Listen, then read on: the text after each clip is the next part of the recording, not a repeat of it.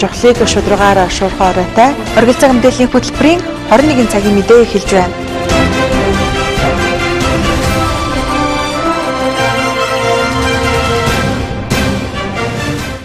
Оройн төргийн үзэгчтэй оргил цаг мэдээллийн хөтөлбөр жохлыг шударгаараа шуурхай оройтой ажиллаж Орхон аймагт өрнөж байгаа цаг үеийн болон үйл явдал мэдээ сурвалжлагуудыг үзэгчтэй өргөн бартгаа. Өнөөдөр Баасан гараг Эрдэнэ хотноо болсон Эрдэнэ хотын иргэн тойронд болж өнгөрсөн үйл явдлуудын мэдээ сурвалжлагуудыг 21 цагийн мэдээгээр дамжуулан үзүүлэхэд бэлэн боллоо. За өвлийн ихэнх сар гарсаар багагүй хугацаа үдлээ. За тэгвэл Орхон аймгийн хувьд Эрдэнэ хотын хувьд өвөлд бэлэн үү гэсэн асуултыг мэргэжлийн байгууллагуудаас асуулаа. Одоогийн байдлаар мэргэжлийн байгууллагуудын хэлж байгаагаар бол Орхон аймгийн өвөлжилтийн бэлтгэл ажлыг 90% хангацсан гэж үзэж байна. За засгийн хэмжээгээр орж байгаатай холбоотойгоор өвс тэжээлийг бүрэн гүйцэд бүрдүүлж цагаагаар хүндэрсэн нөхцөлд баян өндөр болон жаргаланд сумын засаг дарга нарт хүн хүч мал эмнэлгийн үйлчилгээ машин техникийг бэлэн байдалд байлгах үүрэг чиглэл мөн давхар өгөгдсөн байна. Энэ жил баян өндөр жаргаланд сумын 1000 гаруй өрхийн 130 гаруй мянган мал өвлжөхөөс 60 орчим хувь нь бусад хил залгай аймаг сумдын нутаг дэвсгэрт өвлжих юм а. Аймгийн хэмжээнд малчид нийтдээ 7500 тонн хадлан бэлтгэхээс 7658 тонн өвсийг бэлтгэсэн байна. Энэ нь малчид цагаагаар хүндэрсэн үед бэлтгэсэн өвсөө өөрсдөө хэрэглэх боломжтой гэж үзэж байгаа юм. Аймгийн аюулгүй нөөцөд 10 тонн өвс 20 тонн тэжээл бэлтгэхээс бүрэн бэлтгэгдэж нөөцлөгдсөн байна. Засгийн хэмжээгээр орж байгаатай холбоотойгоор цаашдаа өвс тэжээлийг зорилтод эзэндээ хурж очиход анхаарч ажиллахаар төлөвлөсөн байна. Мөн эх 7 хоногт холбогдох ажлын хэсэг хөдөө сумдаар явж цасны зузаан хэр хэмжээнд байгаа цагаагаарын нөхцөл байдлыг үзэж дүгнэлт гаргах юм байна. Одоогийн байдлаар малчтаас ямар нэгэн санал гомдол ирээгүй байна хэмээн хүнсгүдээ аж ахуйн асуудал хариуцсан мэргэжилтэн ярьлаа. Аймгийн засаг даргын захирамжаар байгуулсан ажлын хэсэг бол аймаг сумын аюулгүй нөөцийн өвс тэжээлийг бол газар дэвш үзэж танилцсан. Үүний дагуу бид нар бол аймгийн баян өндөр сумын өвс тэжээл бол өвсний хувьд бол бүрэн хангагдсан. Тэжээл нь бол одоо бол татан авалт хийгдэж байгаа. Үүнийг бол бид нар 11 дугаар сарын 25 дотор бол бүрэн гүйц татаж сумын аюулгүй нөөцийн бол өвс тэжээлийг бүрэн бүрдүүлэх талаар бол үүрэг чиглэл өгсөн. Үүний дагуу аймгийн засаг даргын захирамжаар бол ажлын хэсэг бол тэр бол албан үүрэг чиглэл өгсөн байгаа. Мөн жаргал суманд бол өвс тэжээлийн хувьд бол өвсөө бол татаж авсан байгаа. Нэг дутагд байгаа нэг бүрэн гүйц татааг нэг 19 тонн өвсийг бол 25-ны дотор бас татаж авахыг өөрөөр чиглэл өгсөн. Мөн тэжээлийн нөөцийн тэжээлийг бол бүрэн гүйцэд бол тухайн холбогдох газарт байгаа гэрээгээ болж ойрон хугацаанд бол нөөц өөрсдийнхөө сумын нөөц болж байгаа бүрдүүлэхийг бол өөрөөр чиглэл өгсөн. Аймаг сумын аюулгүй өвс тэжээлийг бол малчид олгох талаар бол ажлын хэсгээр бол дүгнэлтийг үндэслэж олгоно. Тэрнээс хэн дуртай сумын удирдлагууд бол өвс тэжээлийг бол малчдад олохгүй. Яагаад гэвэл энэ үйл бол нэлээд хүндрэх төлөвтэй байгаа. Одоогоор сасны зузаан нэлээд ахиу болтсон байгаа. Ямар ч зүйлсэн үйлийг бол аль болох бид нар бол зохион байгуулалтын арга хэмжээнд оруулаад ажиллана. Манай аймаг сүүлийн өдрүүдэд их хэмжээгээр цас орсноос үүдэж зам талбай талтргаа гулгаа ихээр үүсэж байна. За зам талбайн арчлал цас мөсний цэвэрлэгээ үйлчилгээг хотогчуулах Орхон Аззаа Эрдэнэ дүүлдэр хариуцсан ажиллаж байгаа юм. Гэсэн хэдий ч орон сууцны хорооллын доторх замын арчлалтыг хийхэд хүн хүч хүрэлцгүй байгаатай холбогдуулж дүүцүүлэх албаны цэргүүдийг татан оролцуулж байна. Мөн инженерийн шугам сүлжээний тухайд нийт шугамын 20 орчим хувь нь шинжлэгдсэн. За гэсэн хэдий ч газар доорх инженерийн шугамын ашиглалтын байдал хүндхэн байгаа гэдгийг мэдээлж байна. Үйлчлэлийн бэлтгэл ажил бол байгууллагуудаар бүгдэнд нь тусдаа за аймгийн хэмжээнд нэгтгэхдээ биелэх тулаар 90%-тай ингээд ажлууд бол хийгдсэн гэдэг явж байгаа. За бидний зүгээс одоо ханц хүндрээд байгаа юм бол 7 хоногийн цас байна. Тэгээ энэтэй холбоотой хааштай одоо үйл хүндхэн болох нэ гэдэг үүднээс өвс тэжээл нөөц одоо ямар хуваар яг бүрэн одоо засгийн газрын тогтоолоор бүрэн хүртэх бэлтгэгдсэн байна уу? Чанар хүртээ хэмжээ ямар байна? Гэдэг байдлаар ажлын хэсэг гараад шалгаад ингээд идлээ. Аймагт баян өндөр сум бол цаас их хэмжээр орсноос альтрага гулгааны нөлөө үүсэж байна. Тэгээд дүүцүүлэх албанаар цэргүүд автсан. Дүүцүүлэх албаны цэргүүд нь бол нэгдүгээр микр энэ замыг бол цэвэрлээд ингээд бас нэлээд өвдөлтөй ажиллаж байгаа. За өнөөдөр өглөө шуурхаа дээр цэргийн одоо үнэхээр цагаагаар цаашаа хүндэрх юм бол цэргүүд эднээс дайрлж магадгүй тэр төлөлийн бэлтгэлээ хангаа өшөө дахиад ямар хаанаас юуд ажиллаж болох боломж байна. Тийм бэлтгэлээ хангаа гэдэг байдлаар төрийн захиргаа удирдлага хэлсэн. Тэгээд цэргийн штаб гэдэг хүмүүст өгчээд иймэрхүү байдалтай л ажиллаж байна. Иргэдээс халаалт дулаантай холбоотой санал гомдлууд ихээр ирж байгаа холбогдох гомдлыг цаг тухай бүтэн шийдвэрлэж ажиллаж байгаа гэдгийг аймгийн засаг даргын орлогч ярьж байна. За түүнчлэн зарим байруудад зөвшөөрлгүй дулаан авсан, зөвшөөрлгүй баригдсан өргөтгөлүүдээс шалтгаалж халаалт тоглох асуудал үүсгэж байгаа гэдгийг хэллээ. Өвлийн удирлыг дагаад олон асуудлууд урган гардаг. Түүний нэг нь өвлийн цагт эдшээ бэлтгэх юм. Тэгвэл эдэш бэлтгэх цагаар мах их хэмжээгээр нөөцөлдөг, үүнтэй уялдуулан нөгөө талаас малын хулгаан гэмтэрэг сүүлийн үед өсөх хандлагатай байгааг хэлж байна. Иймээс иргэд малаа хариулахтай байлгахыг анхааруулж байгаа. За түүнчлэн гарал үүслийн гэрчилгээтэй болон шинжилгээнд хамрагдсан махыг худалдаа авахыг мөн сануулж байгаамаа. Эдшний цаг эхэлсэнтэй холбоотойгоор гэр хорооллын хэмжээнд малаа хулгайд алдах тохиолдол гарч байгааг аймгийн цагдаагийн газраас мэдээлж байна. Гэр хорооллын шанд, их залуу, яргуу зэрэг захын багуудад мал бүхэн иргэд оршин суудаг. Иргэдийн хувьд малаа тогтмол хариулгатай байлгаж, малаа алдсан тохиолдолд цаг хугацаа алдалгүй цагдаагийн байгууллагад мэдэгдэж байхыг иргэдэд анхаарууллаа. Одоогийн байдлаар гэр хорооллын цагдаагийн хэсэг дээр малаа хулгайд алдсан 3 гомдол ирж шалгагдаж байгаа юм байна. Гэр хорооллын цагдаагийн хэсгээс өнөөдөр гэр хорооллын 10 багийн нутаг дэвсгэр дээр 10 чиглэлд эргүүлийн үүргийг аль багчд гүйцэтгэж ажиллаж байгаа. За энэ хугацаанд хууль ёсоор мод бэлтгэрийн тээвэрлэх үйл ажиллагаан дээр хяналт тавих, мод малын хулгаан гэмтрээс урьдчилан сэргийлэх чиглэлээр эргүү шалгалтыг хийж ажиллаж байгаа. За иргэд одоо ямар нэгэн байдлаар мах ачиж явсан тохиолдолд бол гарал үүслийн гэрчлэгээ заавал авч явах шаардлагатай. Тэгээ эд шоолны цаг болж байгаа тохиолдолд иргэд бол энэ дээр анхаарах хэрэгтэй гэдэг. Малын хулгай удирдлагын чанартай гардаг бөгөөд эдшний үеэр малын тарга твээр гүйцсэн үед олон гардаг гэдгийг хэлж байна. Мөн аймгийн цагдаагийн газраас малын хулгаан гэмтэргээс урьдчилан сэргийлж хууль бусаар мал мах тээвэрлэх үйл ажиллагаанд тогтмол хяналт шалгалт хийж ажиллаж байгаа гинэ. За аймгийн хөгжлийн бэрхшээлтэй хүүхэд залуусыг хөгжүүлэх найдвар төв байгуулагдаад 15 жилийг ардаа үджээ. Өнөөдөр тэд 15 жилийнхаа ойг найдвар төвийнхаа хүрээнд тэмдэглэн өнгөрүүллээ. За энэ хүрээнд баярын хурал зохион байгуулжээ. За орон нутгийн удирдлагын төлөөлөл болон олон улсын GHC компани гадаад дотоод төлөөлөгчид оролцож баяр хүргэж цаашдын ажил үйлсэд нь хамтран ажиллах болно гэдгээ энэ үеэр илэрхийлсэн байна. Найдвар төв үүсгэн байгуулагдаад инхүү 15 жилийг үдэж байгаа л за найдвар төвөөр дамжуулагдсан одоо жил бүр хөгжлийн бэрхшээлтэй хүүхдүүдийн хандлагч мөн ихссэн гэдгийг энэ үеэр онцолж байлаа.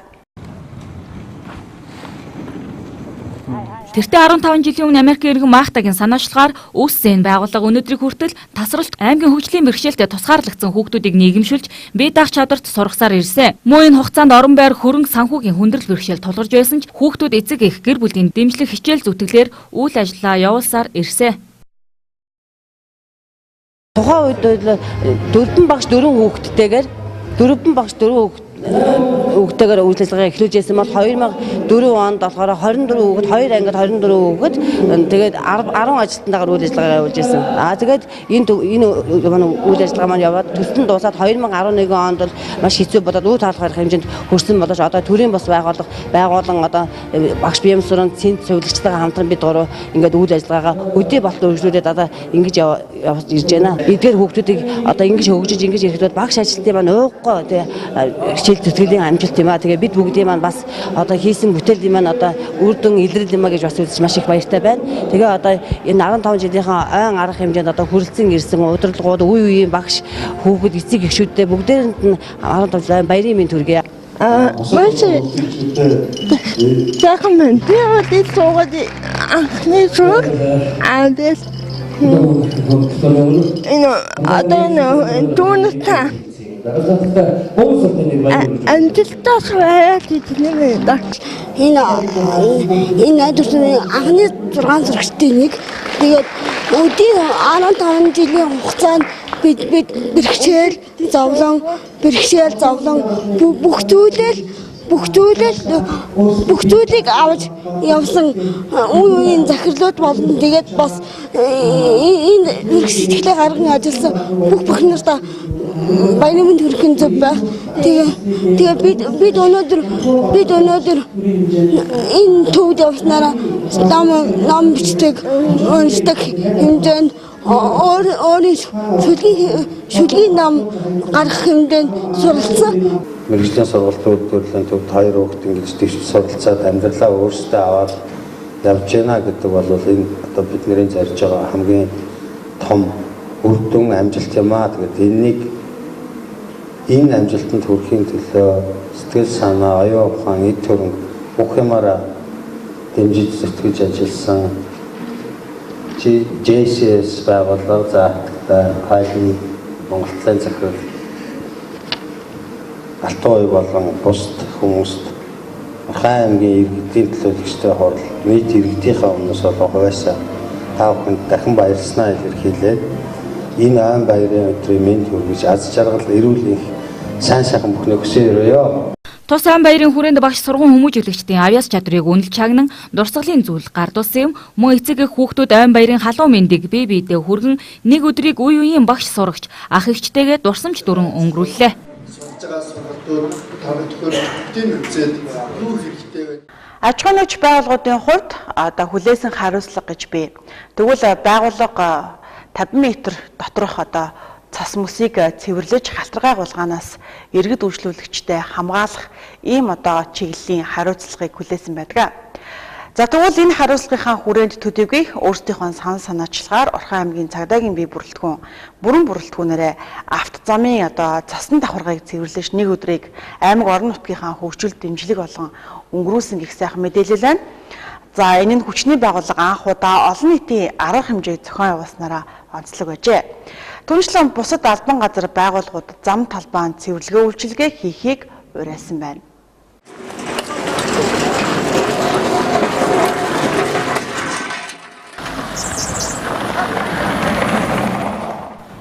Орхон аймгийн Цагдаагийн бүрэн бүрэлдэхүүн түүхэнд анх удаа санаачлан зам талбайн цэвэрлэгээ хийлээ.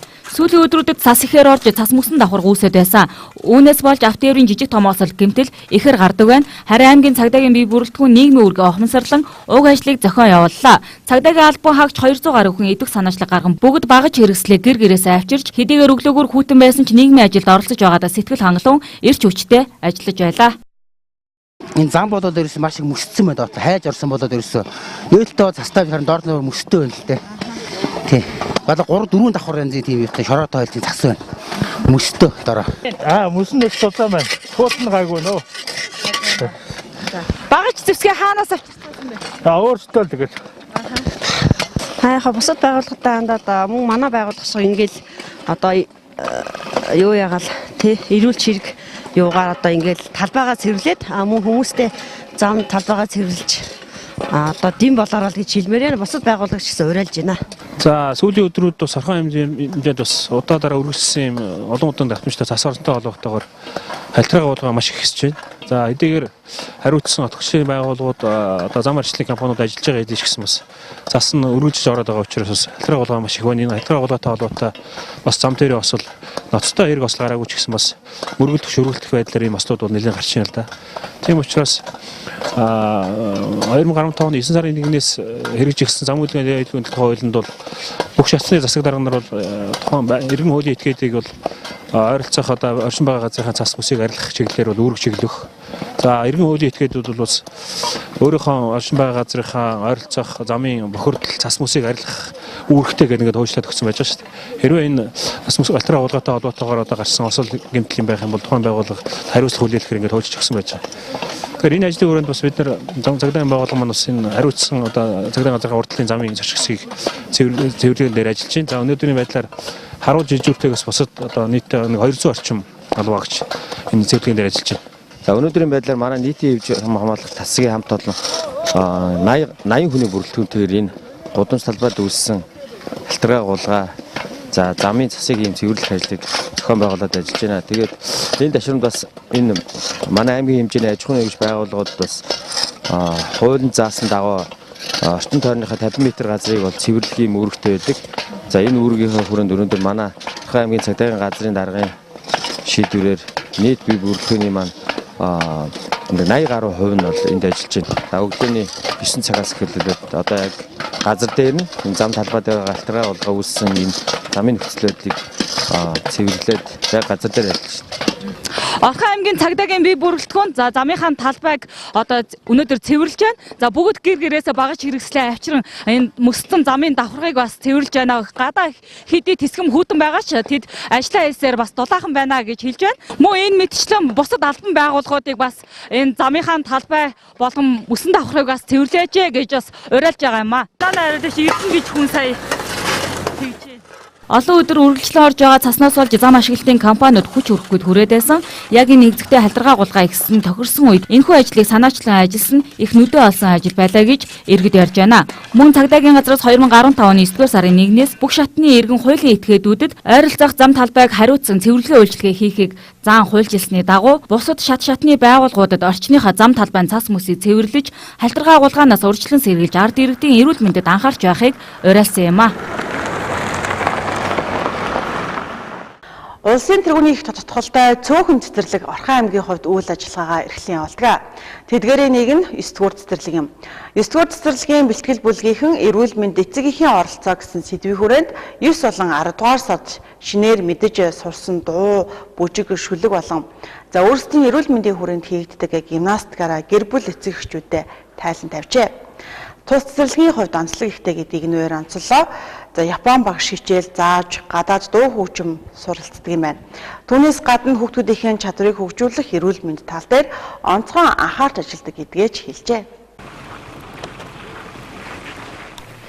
Тус цэцэрлэгийн Япон багш бүлгийн багш нартайгаа өглөө бүр гимнастик хийж хөвчсөн ба спортын арга хэмжээг үргэлж зохион явуулдаг байна. Тайланд ирсэн 35 эцэг их гимнастик хийх арга хэмжээг дэмжин идэвхтэй оролцож хүүхдүүдийнхээ мэдлэг чадвар өсөж байгаад сэтгэл хангалуун байгаагаа илэрхийлж байлаа.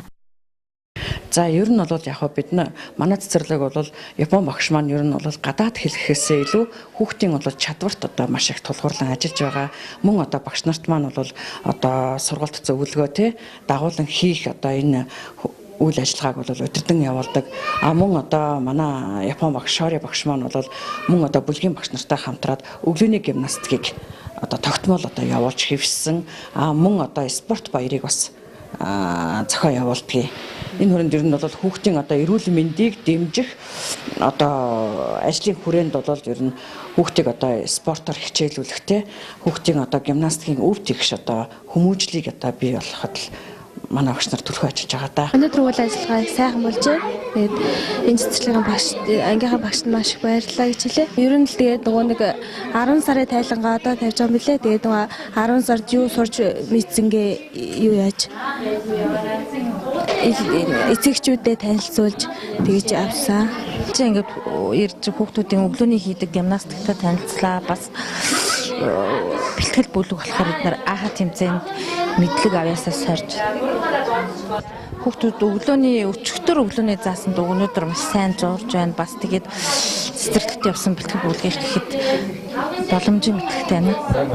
Удахгүй сургуулийн босгыг алхах бяцхан хүүхдүүд сурч мэдсэн дуугаа дуулж шүлгээ уншиж гимнастик хийн тайлангаа тавьсан бол эцэст нь оюун ухаанаас сорьсон асуулт хариултын ааха тэмцээнд амжилттай оролцсон юм а. Тэдний багш ганцаа жогшийн хувьд заах арга барилыг маш сайн эзэмшиж хүүхдүүдэд юу цаашид хэрэгтэйг сургаж чаддаг гэж ярих эцэг эхчүүд ч цөөнгүй байлаа.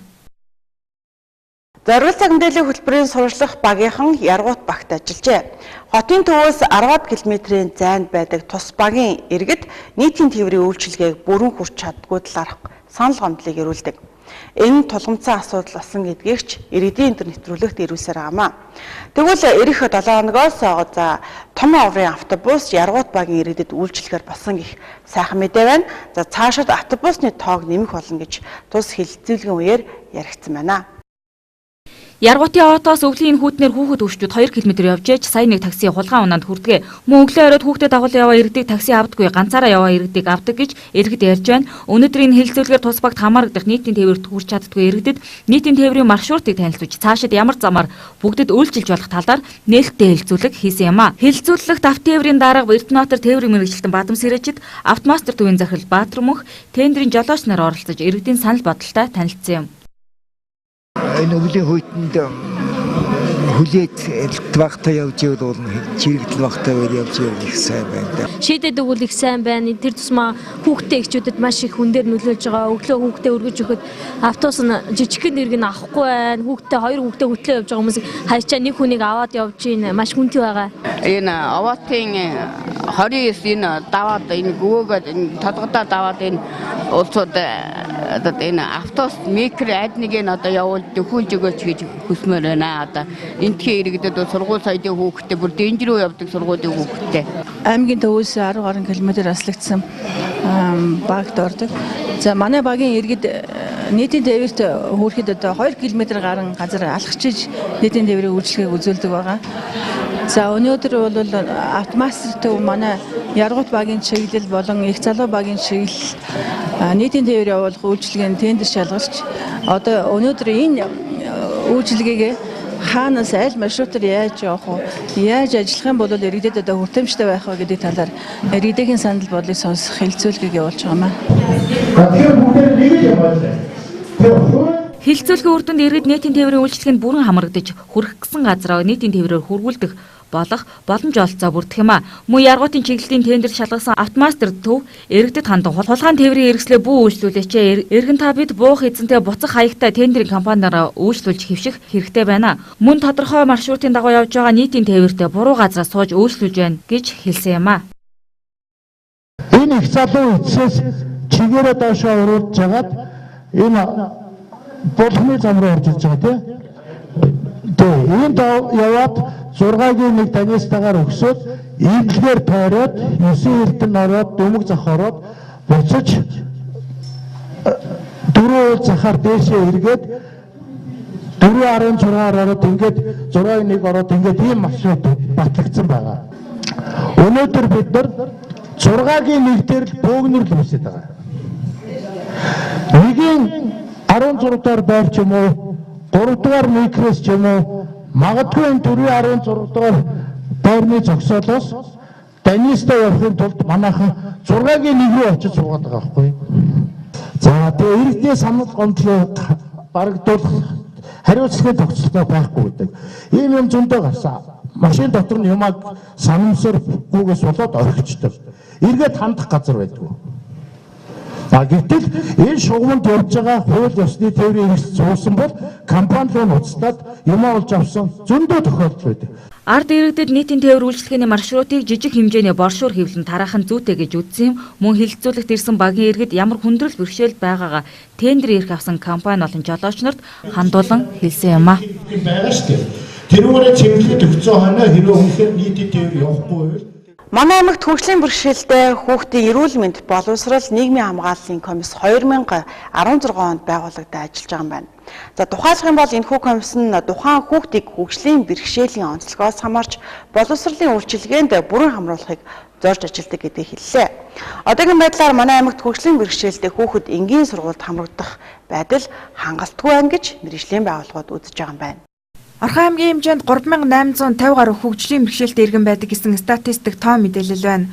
Үүнээс хөдөлмөр халамж үйлчилгээний хилцээс 1600 гаруй иргэн тэтгэвэр тогтоолгож 350 гаруй хүүхэд 240 гаруй иргэн байнгын асаргааны нөхцөлт мөнгөнд тэтгэмжинд хамрагдаж байна. Жил бүрийн 12 дугаар сарын 3-ны өдрийг олон улсын хөгжлийн бэрхшээлтэй иргэдийн эрхийг хамгаалах өдөр болгон тэмдэглэдэг. Манай аймгийн тухайд энэ өдрийг угтаж сарын аян зарлаж үйл ажиллагаа зохион байгуулж байна. Энэ хүрээнд зохион байгуулагдаж байгаа нэг ажил нь хөгжлийн бэрхшээлтэй иргэдтэй хамгийн ойр ажилдаг багц сумын нийгмийн ажилтан халамжийн мэргэжилтнүүдийг чадварчуулах ажлыг зохион байгууллаа. Манай аймагт хөгжлийн бэрхшээлтэй иргэдийн эрхийг хамгаалах чиглэлээр идэвхтэй үйл ажиллагаа явуулж байгаа 4 байгууллага байдаг байна. Хэмжээнд бол хөгжөлтэй иргэд чиглэсэн тодорхой ажлуудыг зохион байгуулж хийж байна. За ер нь бол нөлөөллийн ажлуудыг хийдэг. Сарын аяныхаа өрөөнд уралдаан тэмцээн, сургалт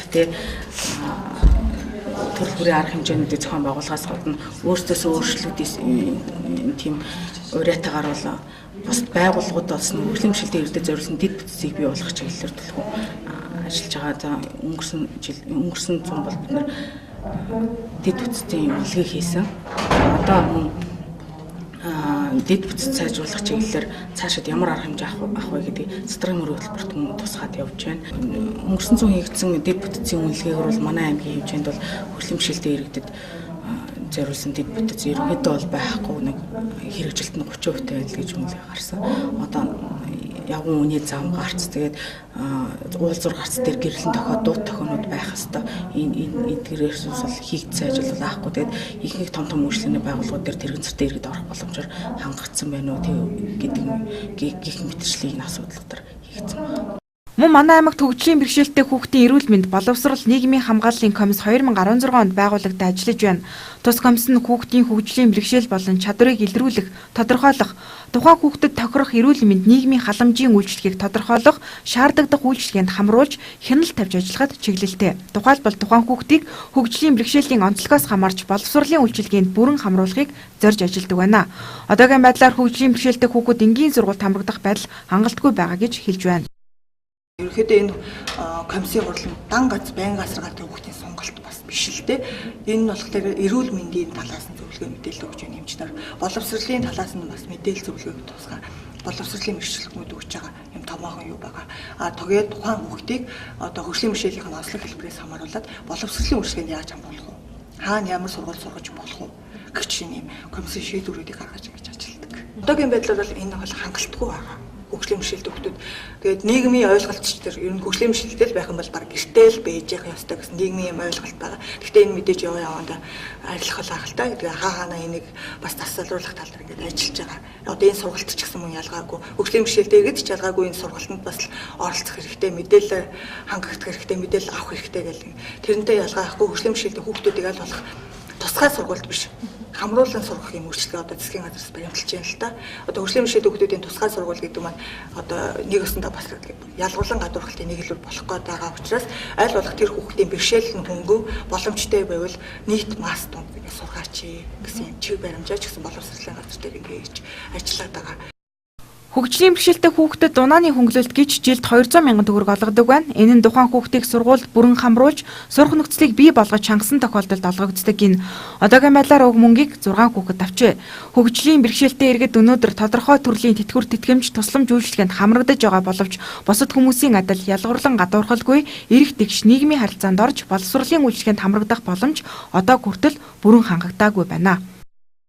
Мөн манай аймаг өнгөрсөн жил дэд бүтцийн үнэлгээг хийсэн байна. За энэ үнэлгээгээр хөгжлийн бэрхшээлтэй иргэд нийгмийн харилцаанд бусдын адил эрх тэгш оролцож, бусдын адил альва аж ахуйн нэгж байгууллагуудаар орж үйлчлүүлэх боломж огтхонч хангагдахгүй буюу 30% таа гэж гарсан байна. За иймээс цаашдаа хөгжлийн бэрхшээлтэй иргэдийн эрхийг хамгаалах, бусдын адил нийгмийн харилцаанд эрх тэгш оролцох чиглэлд амьгийн хэмжээнд үйл ажиллагаа явуулж байгаа аж ахуйн нэгж байгууллагууд тэрэгэн зэртэй иргэд хөгжлийн бэрхшээлтэй иргэд үйлчлүүлэх боломж нөхцөлийг хангаж дэд бүтцтэй сайжруулах үүрэг чиглэлийг өгсөн байна.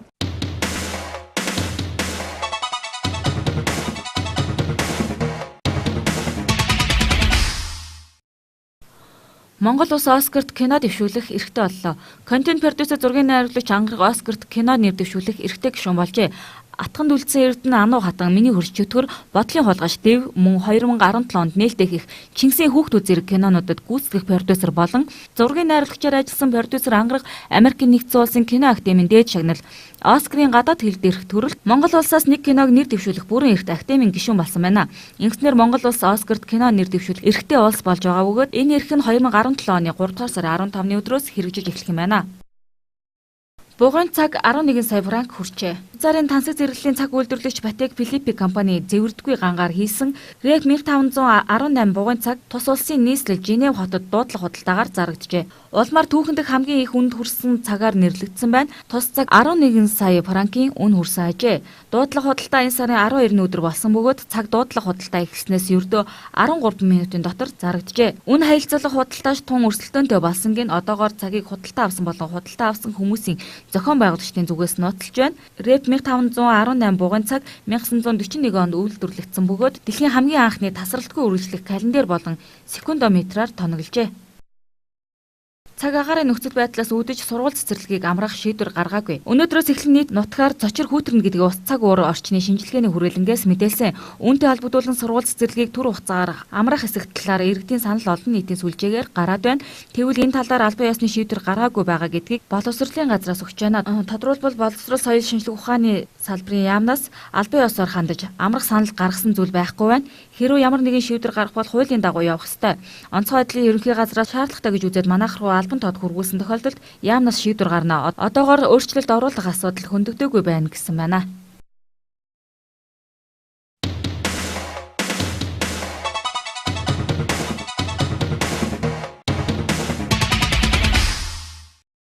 Өнөөдөр өрнсөн Орхон аймгийн Иргэн тойронд болж байгаа үйл явдлуудаас тоомлон танилцууллаа. Баасан гарагийн 21 цагийн мэдээ энд хүрээд өндөрлөж байна. Харин уламжлалсаар үзэгч танд мэдээллийн хөтөлбөрийн төгсгөлд нэгэн сайхан бичлэгийг үзүүлье. Айл гэрт аз жаргал ноёрхож байвал тэр гэр бүлийн үнц нь хүсэл мөрөөдөл бүхэн сайхан байдаг. Тэгвэл үзэгч таны сэтгэлийн ертөнцийг онгойлгох, таны сэтгэлд нэгэн сайхан гэгээлэг зүйлийг бий болгох бичлэгийг хөтөлбөрийн төгсгөлд санардуулж байна. 妈，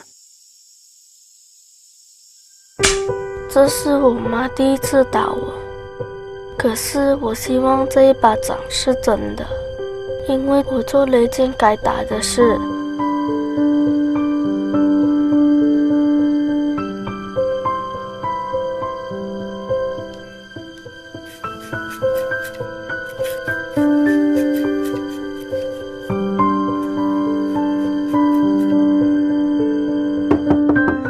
起床去上学了，快点吃啊！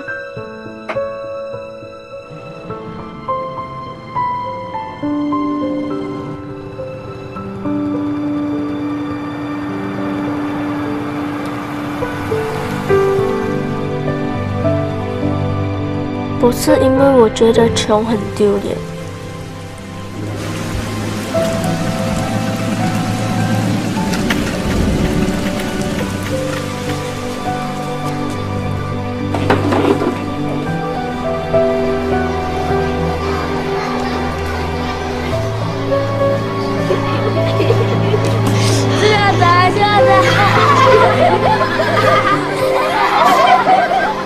不是因为我在学校打架。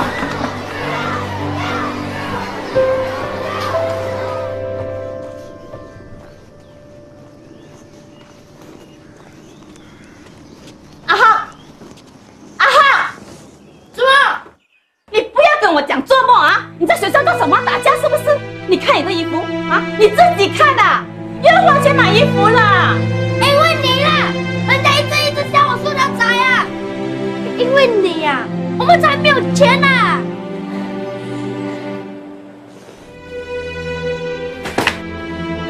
人家有车去上学，我坐你的了那么多，今年了啦，全部又有新衣服、新玩具，我嘞？所以你想我怎么样？努力做工啊，这样我们就不会穷，赚多一点钱，我们就有钱了。 如果你觉得赚钱这么容易，明天你跟我去做工吗？去啊去啊！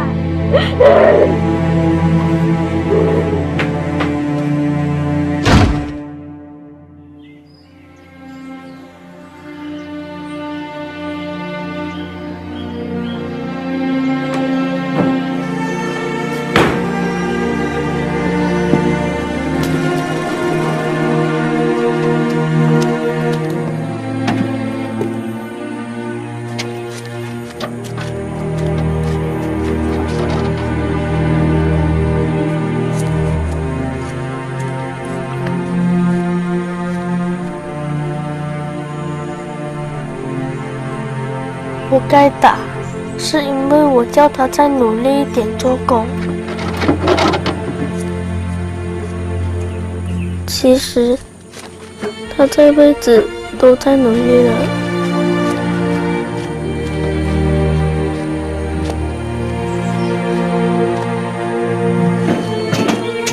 妈，我可以把你告诉的。是啊。哎呀。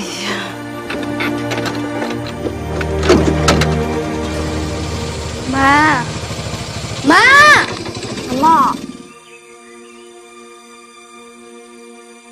对不起呀、你不用帮我跟塑胶啦，专心读书就好。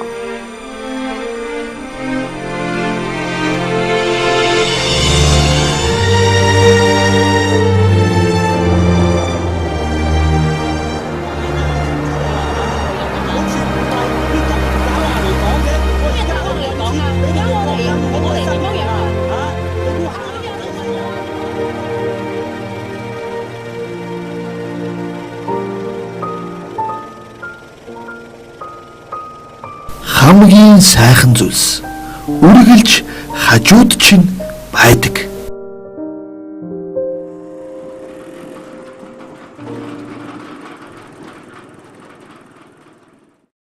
Танд 21 цагийн мэдээ танилцууллаа. Харлаа хамтдаа үзэгч танд баярлалаа. Маргааш амралтын өдрүүдэд 7 хоног мэдээллийн хөтөлбөрөөрөө эргэн уулзах болно. Амралтынхаа өдрийг та сайхан өнгөрүүлээрэй. Баяр таа.